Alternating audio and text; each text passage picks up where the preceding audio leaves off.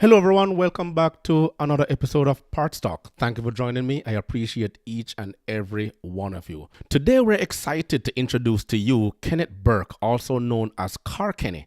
Kenneth is a passionate automotive enthusiast who has been tinkering with cars since he was a teenager. With over 2 decades of experience in the automotive industry, Kenneth has built a reputation as an expert in car maintenance, repair, and modification. He is also an avid car collector with an impressive collection of vintage and exotic cars. But before we get deep into this interview, take a look at this intro from CarKenny.com. Create an account on CarKenny, go to its login page and click Create an Account. Now insert your personal details, email address, mobile number, create a password, and add other details. Once done, check the terms and conditions box and hit the sign up button. Then click Continue. Now you need to select your car brand out of the following and log in into your car brand account using your vehicle's mobile app credentials. If you do not have a login, please create one using the Don't Have an Account option listed below. Once logged in, it will show you your vehicle location on the map. You can monitor your vehicle from here. By clicking Vehicle Health, you can monitor your vehicle health statuses such as battery life, tires, fuel tank, engine oil life, and many others. You can also set reminders for your vehicle inspection dates.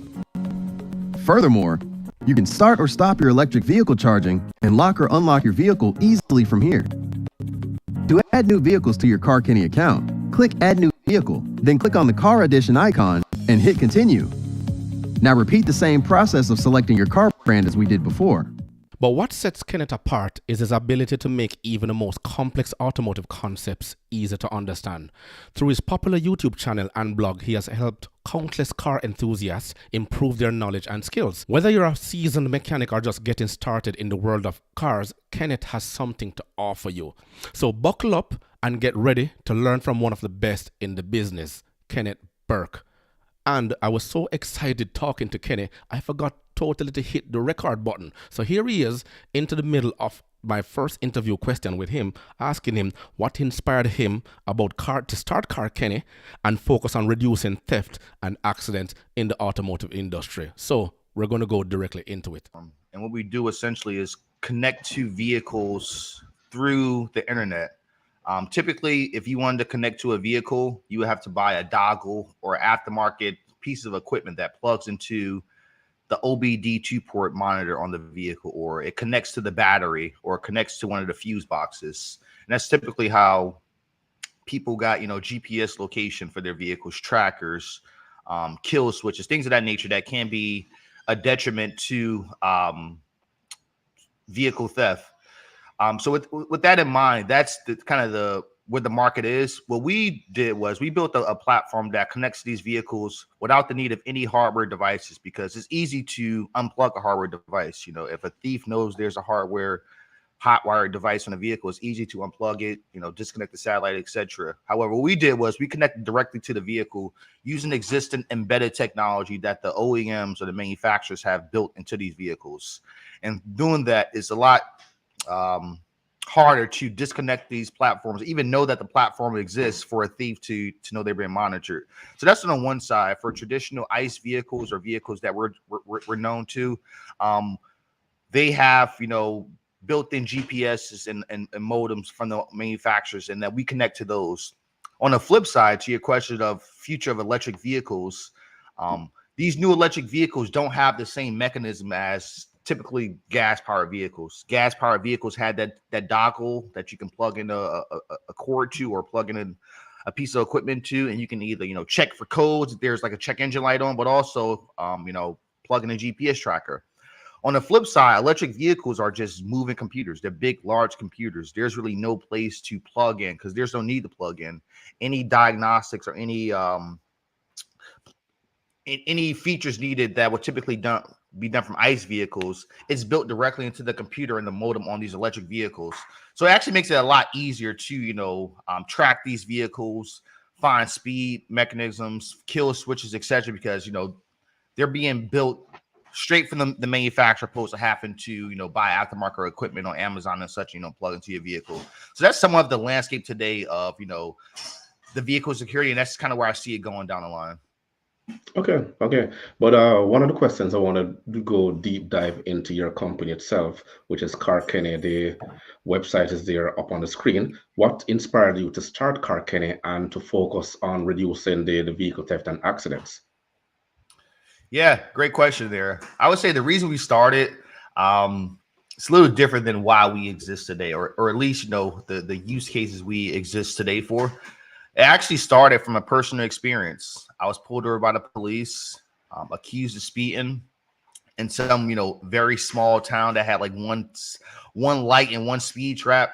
But in a nutshell, I was accused of speeding, going about 25 miles over the speed limit, and the officer threatened that he'll take my vehicle and basically put me in jail. Oh, And at that time, I panicked and I thought I knew I was maybe speeding because it was a speed trap, but I wasn't going 25, 30 miles over the speed limit. And there is no way for the officer. He wasn't like, using his radar gun or anything like that. He was just assuming. And to yeah. me, it was like, hey, I need a device that allows me to actually prove my speed at any given time, prove my location. So in a case like this, if I am pulled over or my vehicle is stolen or I am a parent and I'm worried about my kid, I have some mechanisms to, go back into the cloud and actually retrieve that data to prove that. So that's how it started. It started back in 2017 when me wanting to build a physical device to accomplish that feat. And we've, pivoted and advanced to the point now where we accomplish that same feat without the need of hardware. And right now we're really more dialed into people with multiple vehicles, fleet managers, small Yeah. rental car companies, small B2B businesses that can take advantage of our platform today. And then eventually we aim to kind of come full circle with a platform for consumers, kind of like the situation I had where, my individual case, how can my data be used, help me in court or an insurance case or an accident, etc. So right now we exist more on a B2B side, but as we scale, we do hope to, bring consumers into the realm as well. Definitely. But one other thing also I want to know what sets CarKenny apart from other mobility solution providers in the market?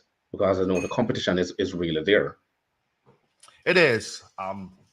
For the most part, is we're brand agnostic. We're not specifically looking at one brand. And that's really the offers on the market. So like Tesla, one of the leaders in this space, they're primarily only for Tesla vehicles. So you have a Tesla vehicle, you're covered. But if you have a Tesla at home, but also a Ford, also a Nissan, you need 4 or 5 different apps. And the Right. the data is not streamlined across. And just because Tesla has this feature doesn't mean Nissan has it. So we have a streamlined application that connects to 33 different brands and about Mm, 153 million vehicles globally. And with that is right. one platform offer the same access. So GPS tracking, remote access, speed tracking, vehicle health data, etc., and eventually camera data that's consistent across the board. So that's how we stand out versus the individual manufacturers or vehicle manufacturers and their offerings. In terms of the third-party companies out there, because there's a bunch, most Geotab, Verizon Connect, Yeah. etc. For the most part, their primary focus is actually, as I mentioned, those hardwired devices, those physical devices that you plug into a truck, you plug into a vehicle, because most of their use cases is older vehicles. However, as newer vehicles come onto the market that have these things built into it, they're also shifting from a hardware first approach to a software or connected vehicle approach. So I do see them competing with us. But where we stand out now is we're going directly software first. We're focusing on many different brands under one platform. And our use case or our customer focus is we're focused on customers that these big dogs aren't focusing on right now. Like we're going after the person on Turo that has 5 vehicles and you're looking to monitor these, opposed to these bigger companies are going after Amazon, FedEx, DLH, and Yes. actually winning that business. So we hope to, compete there as well. But we're starting with the use case that makes the most sense for us and then scale. So that's what really differentiates us from the competition. Yeah, definitely. Because when an individual goes to a dealership or a small dealer and they purchase a vehicle, then they're also being upsell. They're getting upselling strategies or sales strategies for from the various sales reps saying, okay, we have this type of security mechanism. The other ones also in the night up to the early 2000s, it was all about selling a car and then selling the security systems different. And then the theft of vehicles encourage manufacturers to include immobilizer systems in the vehicles, keyless entries, and all those other types. But some manufacturers, believe it or not, they also have these security systems built into the vehicle, so you can actually track it itself. However, the price range makes it a little bit more challenging for some of the individual customers to afford some of these security systems that are being offered to them. So how will you notify or try to persuade that individual customer who already have the challenge of making their car payments, paying a deposit up front, and how affordable is it for CarKenny to get into that market itself? Another great question there as well. I would say it's a multi-pronged approach. I would say first, if your vehicle from the manufacturer, from the yard has built-in technology, yes, they're probably baking that price into your sales price or the sales price of that vehicle.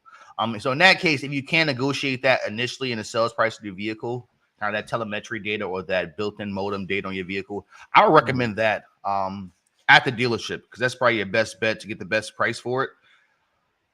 On another note, at least where we are today and where the future is going, companies like Tesla, Ford, and a few others actually offer us, us as in CarKenny, they offer us free access to their vehicles because they see the benefit of allowing us to get access to their vehicles so that we can help their vehicles and their customers become safer as they drive these vehicles. However, there are some companies like General Motors, which owns Cadillac, Chevy, Buick, kind of the big dog in town. They charge us, or they charge customers about $30 a month to use the built-in modem on the vehicle. And for us to use the built-in modem, the customer has to pay General Motors $30 and then pay my price. So there is some friction there, whereas though in terms of cost, and we are working to make that a little more streamlined. We are looking at other providers who can help us get direct connection to these vehicles at maybe half the cost. But at least today, that is somewhat the outlook of the industry is. Some manufacturers, they offer this, free of charge. Like I said, Tesla, Ford, Rivian, and a few others. Those who see the future of connectivity as they want to see it as a revenue stream right now, but eventually they know that that's not going to be a revenue stream itself. There's going to be other revenue streams that come out of this, but just selling, access to the data itself, it's kind of a basic feature. And eventually, consumers are going to be fed up that, they can get it free from Tesla or free from Ford, but not free from Chevy or Cadillac. So I do see that playing field evening, which makes it a lot easier in terms of a pricing conversation because a consumer just needs to pay my price, which is $19.99 per month per vehicle, opposed to my price of $19.99 per month per vehicle. Plus, you have to pay Chevy's price or Toyota's price or BMW's price. So I think that right there is going to be eventually is going to be the straw that needs to break so that this industry really can take off. And the last point there is you may have been following the trades, but I saw it. I think it was BMW. They released that they're going to start charging customer subscription for like heated seats. Subscription, yes. And subscription service, People went up in bonkers. It's like this is a necessity. You can't be charging us, subscription for this. And I think that's going to be the outlook of the industry. It's like GPS location. I need this to track my vehicle for safety. You're going to charge me for it. So once we kind of get to that point, I think it'll be a lot easier. The conversation will be a lot smoother. And then we'll be able to come in and offer these services on top of that for consumers. So how does CarKenny uses the data and the technology to improve vehicle safety and the accessibility? Because that vehicle safety is a paramount concern right now because people are buying Teslas. You're seeing it all over social media. If something happens, the car just sits there dead, can't be moved, and they have to send for a tow truck in order to get it out of the way. So that is one aspect of some of the things that are going on with the EVs currently. But having a system such as yours, what other benefit is there to ease the mind of those particular potential customers to say, okay, I have CarKenny and I can depend on this system to actually get me around safe and sound? Yeah, for sure. I can say one is just being able to track your vehicle down to the GPS, coordinates on the map. I think that ability there gives you great peace of mind because, one of the biggest things with, our fear of vehicle theft is one, my vehicle is stolen, and two, I can't find it. So I have to, deal with insurance or possibly, lose out on some valuable information that I know is in the vehicle that I stashed, or whatever the case may be. I have some viable rims on there. I have some valuable insights in there that just being able to locate the vehicle gives me some peace of mind. Being able to say the vehicle was stolen, but hey, let me call the police and let them know that it's parked on this side of town at a chop shop about to be shipped overseas, whatever the case may be. So just kind of having that peace of mind, one, but also being able to have remote access to the vehicle. I mean, it makes no sense if you can find a vehicle, but you get there, you can't unlock it or get inside.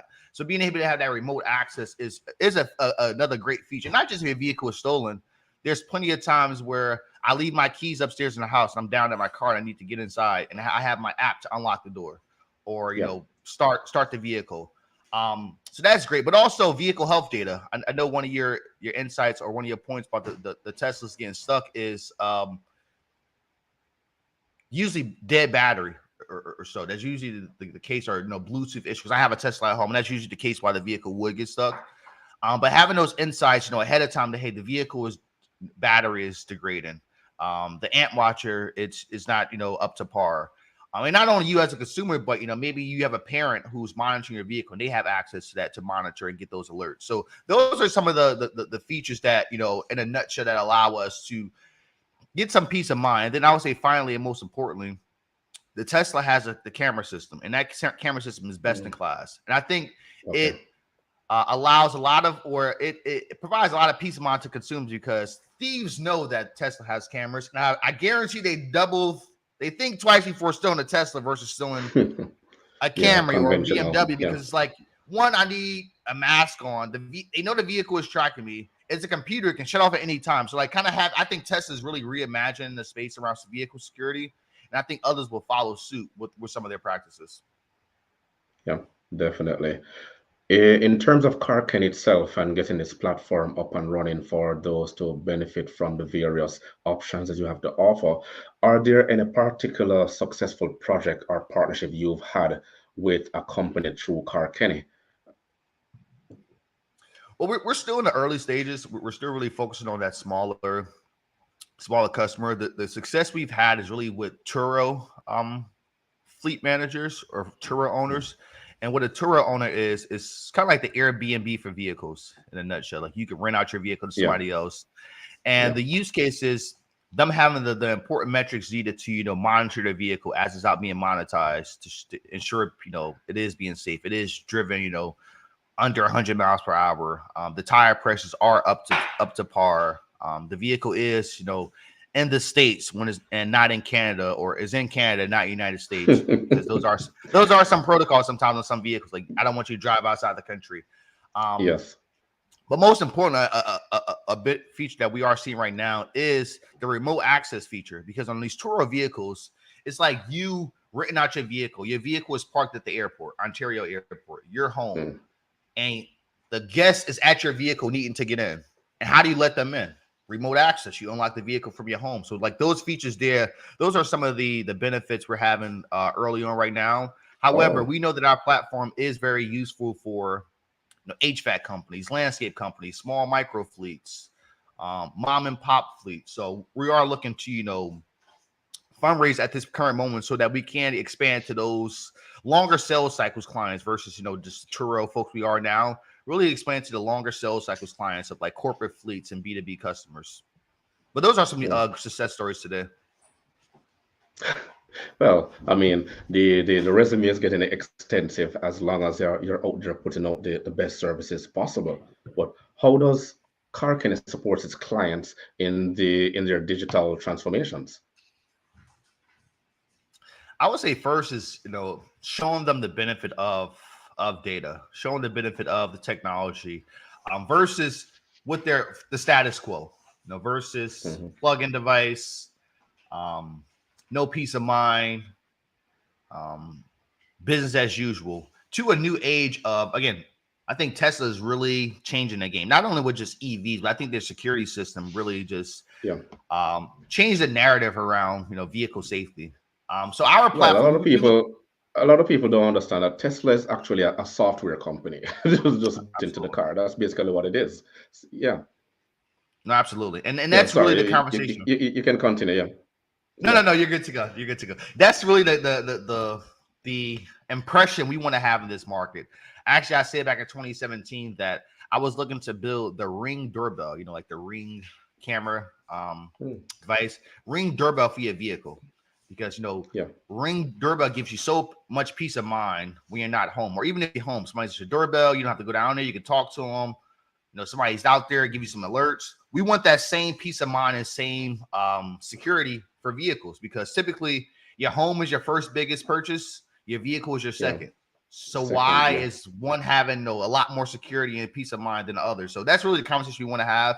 And we're slowly but surely, you know, providing that platform to do so. Starting with kind of the basic features, GPS location, speed, vehicle health, remote access. But we are in partnership right now and talks with a world-winning artificially intelligent camera provider, so that we can start offering the aftermarket camera for, like, I know it's very popular right now for like Uber drivers or share vehicle hosts, things like that. But offer that vehicle, the AI-powered vehicle telematics data, until most vehicles come equipped with cameras like Tesla's, and Tesla start to share that data with us. But until then, we want to have a one-stop shop to kind of have that peace of mind like you do with a Ring doorbell or ADT system for your home. Definitely. So does that include any of the new projects or the initiatives that CarKenny is currently working on? Yeah, so the one we're currently working on, that is a new initiative around, you know, integrating the vehicle or the video and audio telematics system into our platform. Another one that you don't see here, we're working on behind the scenes, but we are looking at mobility as a service.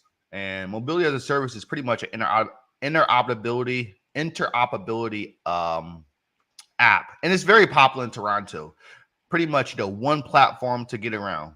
So if you were new to Toronto, you need to get around, you'll have one app to book scooters, book bikes, book the mass transit, book rental cars, you name it. So that's really where kind of the next leg for us in mobility is really branching out, not only security and telematics, but how do we really partner with cities, governments, colleges, etc., to really, you know, give the mobility platform for folks to get around.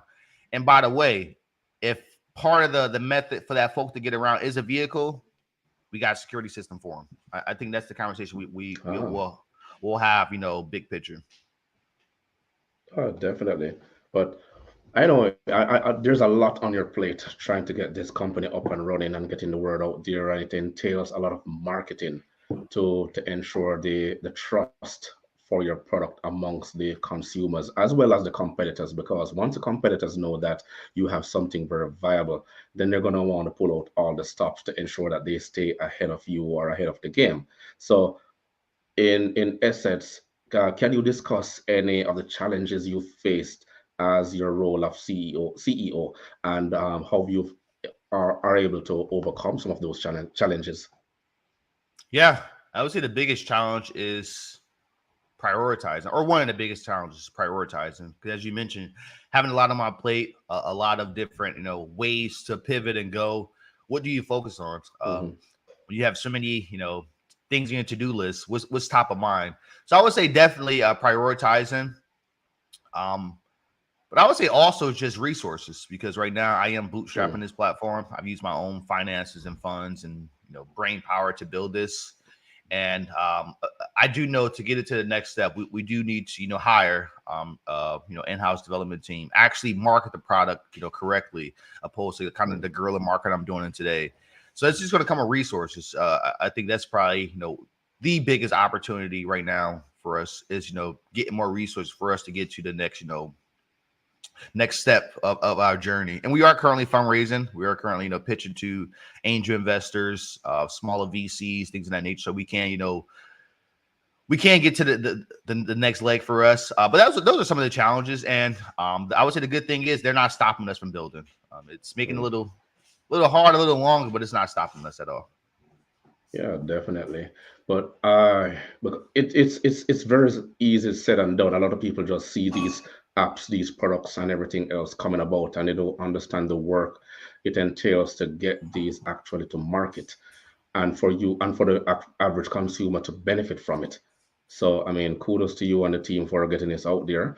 And as you say, the second largest investment that you'll ever make in your life, you have to ensure that that investment is safe and sound, and you feel secure going to bed at night, waking up in the morning, and you look outside and it's still there. a lot of people have not been experiencing that so much often, especially here in Toronto, where car theft is estimated at 32 vehicles per day, especially in the Wow. GTA.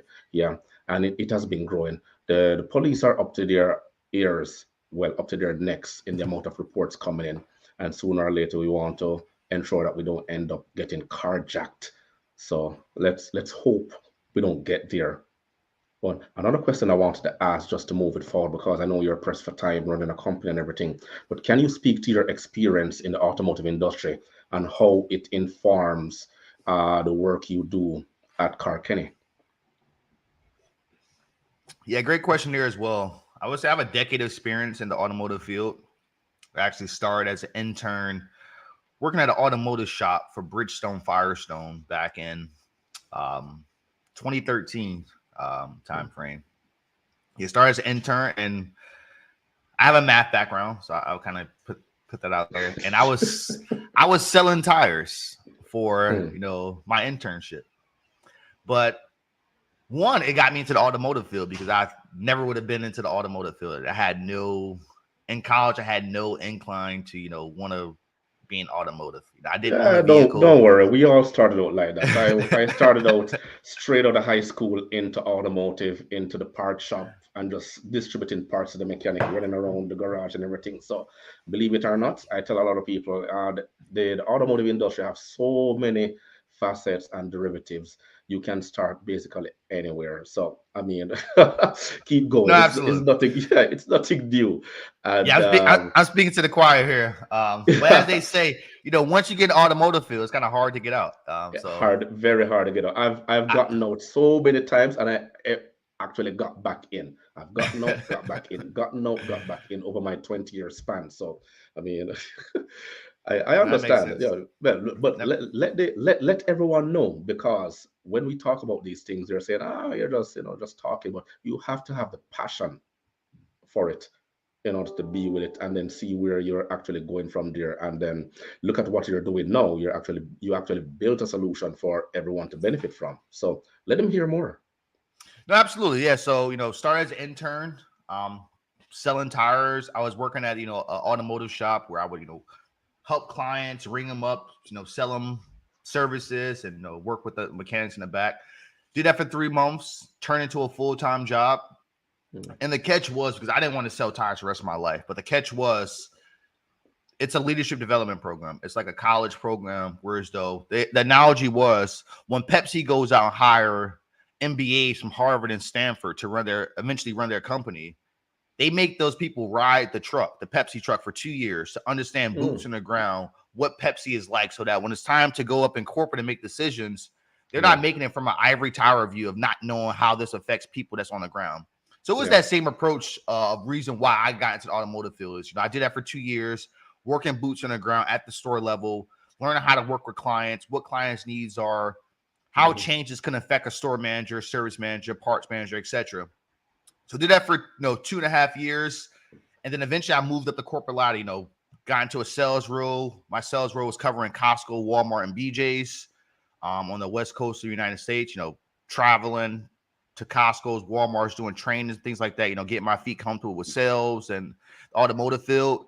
And then most recently, before I left the company, I was pretty much a business development lead for California, Nevada, Arizona, Hawaii. For independent tire shops, distributors, and retailers. So imagine working with some of the largest retailers there, from across the board stuff. How do they buy tires? How do they sell these tires? How do they hire employees? How do they market products? How do they sell it to governments and B2Bs and things of that nature? That's really how I got in the automotive field. It was always sales based, but I've always had a math background, always loved problem solving, and technology has always been top of mind for me. So although I was working in the automotive field in the sales role, I was always looking at how can I apply my learnings to this field? How can I stand out? Because a typical guy working in automotive, it doesn't have a math background. He's not a problem solver like myself. So how can I use that approach and stand out? And that's really what I did. And, there's been plenty of times where I've recommended, technologies and solutions to the corporate team. But this one here, I kept for myself. I kept it on the back burner since 2017. I always knew that eventually I'm going to leave this job and start this company. I had big pictures. This is before Tesla actually had cameras in their vehicle. I was saying that I'm going to build a device, a ring doorbell for your car, and I'm going to pitch it to Elon Musk. Elon Musk found the idea himself, so I didn't need to pitch it to him. But that was kind of my outlook on the automotive field back in 2017. And I stayed committed to it, although I had to put it to the back burner at times. I went back to school for my MBA at Pepperdine. And from there, my eyes opened. Like I was like, okay, enough of this stuff. I have a product. If this product that I'm building, Elon Musk sees the benefit of it, Jeff Bezos sees the benefit of it, my billion-dollar company sees the benefit of it, I'm stupid for not giving it 100%. And that's really, why I gave 100%. Yeah, definitely. Because I've had a podcast in the past where I've been trying to encourage a lot of people that, look, the automotive industry has so many derivatives to it and so many subsets. You can look at, say, for instance, even fixing the car itself, right? You can specialize in so many different options. You can be a mechanic and just do oil and filter change. You can be someone who does upholstering. You can be someone who does transmission. You can be someone who does interior cleaning. You can be someone who does electrical wiring. You can be, there's so many different aspects. Yeah. You have tire shops out there that only does wheel alignment, balancing, and switching around tires. So there are so many different things you can do on the vehicle itself.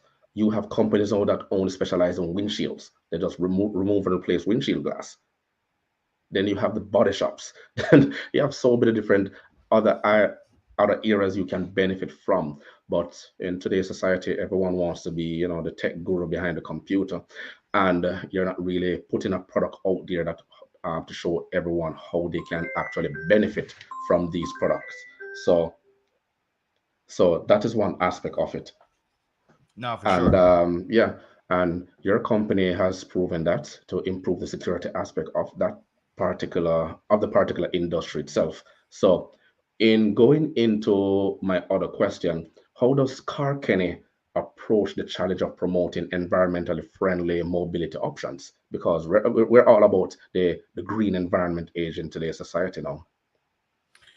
No, for sure. I would say good thing is the industry is moving away from ICE vehicles to EVs. And I mean, we can sit here and argue, is that net beneficial for the environment? The studies say that, EVs don't, emit as many, greenhouse gases as ICE vehicles. But also studies say that, the EVs are still relying on diesel fuel to run, so there's studies out there. I mean, that's a conversation for a different day. But I think EVs are starting that journey for us, like, thanks to Elon Musk, because he's really pioneered the EV journey in America or in the world. So I would say that right there is the start of it. But even further, going to the mobility as a service portion of our business that I mentioned that we're building behind the scenes. The primary goal of that platform is to move us away from a personal car society to a shared ecosystem society. So imagine a big city like Toronto, opposed to you own a vehicle and having it parked 80% of the time and paying for parking and paying for insurance and paying for maintenance and all the different things. Exactly. You tap into a platform that allows you to use the most efficient mode of transportation to get around. And albeit typically it's going to be the most mobility friendly or the most environmentally friendly option. Because there's going to only be my environmentally friendly options on the platform. But if you want to get from Mississauga to Toronto, it'll give you the options, albeit Uber, Lyft, mass transit, train, scooter, bike. And I think from that, one, giving users the insight of all the mobility options out there allows them to see what's the best option for them.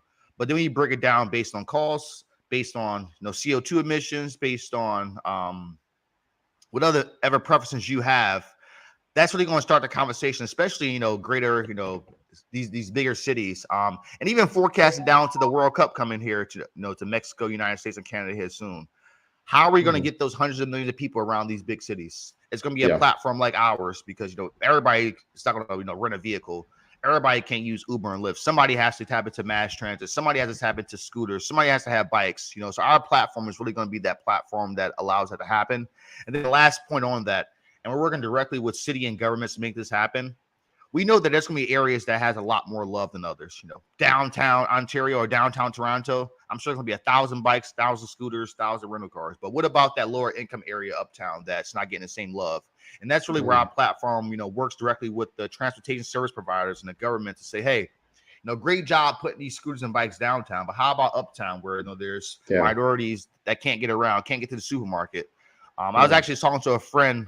We're working right now in the city of LA to hopefully secure a deal with the city of LA school district and metro, and using our platform to help high school students get to school, because a lot of these kids use mass transit to get to school. And how can we, help them with peace of mind, safety, convenience? But also, there's probably a large crowd out there who don't qualify for free transportation, so they're walking to school. And how can we maybe use bikes and scooters and other modes like that to help them get to school safely? So that's really where our platform really is going to scale at the next level, and how we can really get more friendly, mobility friendly, and environmentally friendly transportation options in the hands of the right consumers.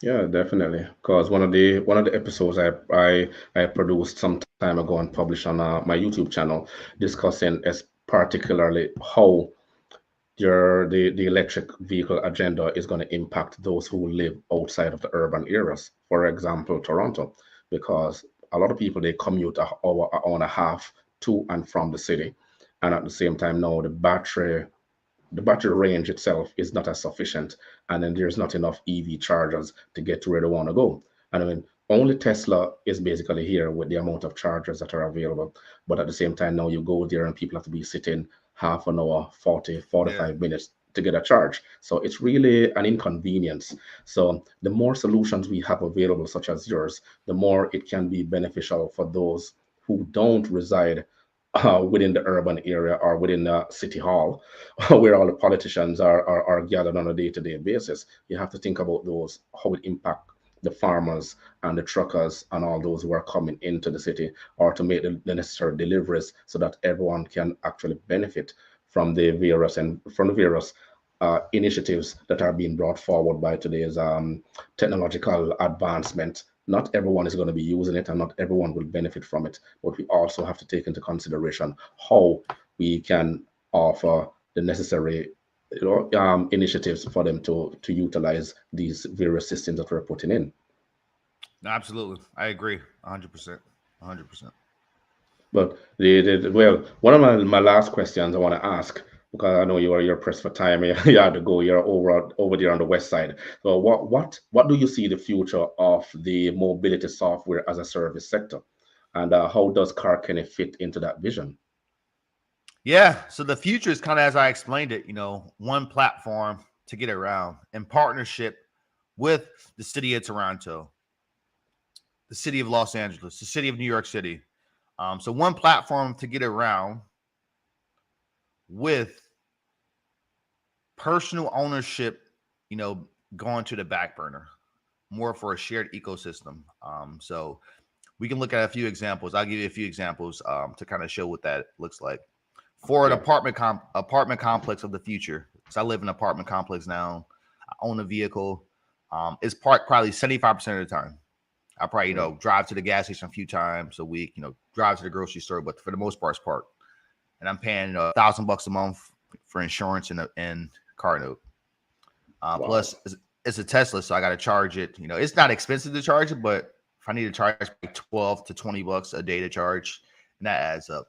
And imagine the folks with a gas-powered vehicle, how much they're paying. Plus, for maintenance, tires aren't cheap. You need some tires; they're probably $250 a pop right now. Well, believe it or not, the charging rates are increasing little by little. So at one point, in certain states, for example, New England, it's more expensive to charge a car than to refuel it. So absolutely. That's a report that just came out. No, absolutely. And in that case, it's great, but it's still not, the best in class just owning an electric vehicle. So for us to get an apartment complex, opposed to you owning a vehicle as a citizen, there's no need to own a vehicle. You tap into a mobility as a service platform that's probably provided by an apartment complex, or it's going to be CarKenny in combination with your apartment complex, for you to use any mode of transportation needed to get around. So we'll partner with the apartment complex to ensure that they have a fleet of bikes, a fleet of scooters, a fleet of shared vehicles, easy access to Uber, Lyft, and mass transit, so that as a citizen, if you want to go to the store, hey, there's a pool of shared Teslas or Porsches on the first floor that you can use. You can use the app to check it out, for 30 minutes, an hour. You can book it however long you want. Oh, you just want to ride to the park? There's a bike parked downstairs. Oh, there's a scooter parked downstairs. Or you want to go out with your friends and have a nice drink? There's an Uber outside. Or you want to ride to the game? Take this bus or take this scooter to this bus, to this train, or whatever the case may be. And the future is going to be that's all going to be on the platform. Either, albeit an extra $500 in rent for you for a mobility package, or you just, you subscribe to our platform, for at a few $100 a month. So that's going to be the future for mobility as a service, and really down to like the apartment complex level, the college level, because same with colleges. There's no need for you as a college student to own a vehicle and have it parked most of the time. You can tap into a mobility as a service platform, use it when you need it. So that'll be the future of colleges, universities, as well as cities. In my estimation, if I'm living in Los Angeles, if I'm traveling to New York City, I'm going to tap into this platform, and I'm going to use MTA. I'm going to use City Bike. I'm going to use Uber, and I may even, rent a vehicle. Maybe I want to drive up to Niagara Falls for the weekend, and I don't want to take Amtrak. I want to drive and make a few pit stops. I'll have a rental car access as well. But that's going to be the future, is having one platform to use as you need and not really being tied down to one thing. Because if I'm learning one thing about Gen Z and the future of how we buy or how they buy, ownership is not something they want. They want access, but not ownership. They're willing to subscribe and give it back when I'm done with it. You know what I mean? Yeah. The Gen Z is a different, they're a different generation. So we have to try to encourage them as much as possible as well. Like building is more essential than anything else. And we need them to, after we're long, well, for me, I'm much older. After we're long gone, we need someone to continue to build and maintain the infrastructures that are there that we're able to provide for them. So I totally understand where that's coming from. But Kenny, is there anything else you want to share with us before you run? No, I think it was great conversation here. Like, I got over a lot and went in depth on a few things. I would just ask for your audience, feel free to check us out at CarKenny.com. We're also live on the app stores, Google Play and iOS at CarKenny. You can check us out. We currently connect to 153 million vehicles from 33 different brands. So the rule of thumb is if your vehicle has Bluetooth and internet connectivity, more likely they connect to our platform. But don't quote me on that one. But yeah, I would say feel free to check us out, leave us a review, reach out if you can on all the social medias. You can find us at CarKenny Inc. CarKennyInc on the most social media platforms, Instagram, Twitter, Facebook, etc.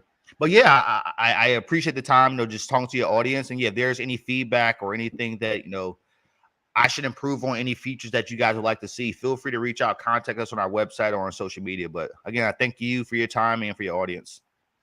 Oh, definitely. And I'll be more than happy to have you back on my platform anytime just to share with us. As you know, the automotive space is constantly evolving, and I've seen so many changes in my 20 plus years, from points and condensers to to where we are now.